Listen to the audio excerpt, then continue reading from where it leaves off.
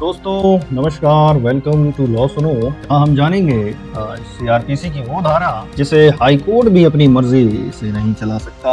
क्या high court जांच report मंगवा कर किसी एफआईआर को रद्द कर सकता है? सुप्रीम कोर्ट ने 1 मई 2025 को इस पर साफ साफ कह दिया नहीं। और ये बात सिर्फ कानून की नहीं है, ये बात न्याय की मर्यादा की है। तो आइए जानते हैं पूरा मामला पूरी कानूनी भाषा में लेके आपकी जुबान में। सबसे पहले केस का बैकग्राउंड समझ ले। केस का टाइटल है Ashok Kumar Jain versus state of Gujarat है।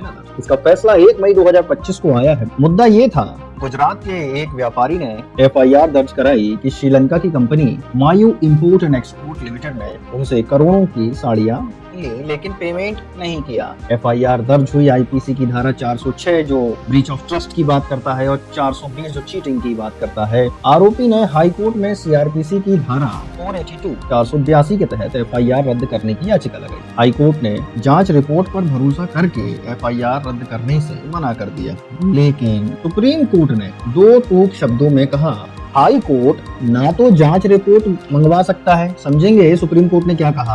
हाई कोर्ट ना तो जांच रिपोर्ट मंगवा सकता है और ना उस पर फैसला दे सकता है। सीआरपीसी की धारा 482 एक विशेष शक्ति है, लेकिन इसकी सीमाएं हैं और ये मिनी ट्रायल का जरिया नहीं बन सकती। इस पर सुप्रीम कोर्ट ने प्रतिभा वर्सेस रामेश्वरी देवी 2007 के केस का रेफरेंस लेते हुए कहा जांच रिपोर्ट केवल मजिस्ट्रेट के लिए है, हाई कोर्ट को इसमें दखल देने का अधिकार नहीं है। अब समझेंगे सेक्शन 482 सीआरपीसी क्या है।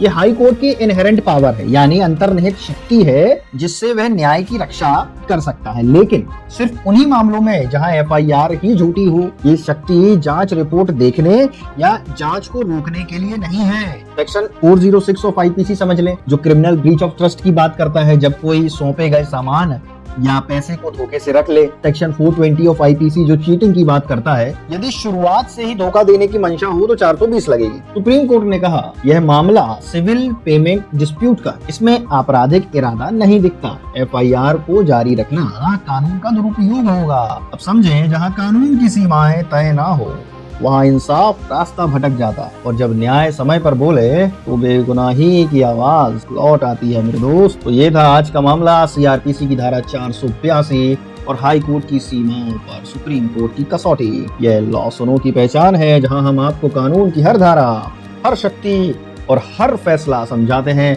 आपकी भाषा में, आपके साथ। चैनल को सब्सक्राइब करें, वीडियो को शेयर करें, कमेंट में बताएं क्या आपको लगता है हाई कोर्ट को जांच रिपोर्ट देखने का हक होना चाहिए।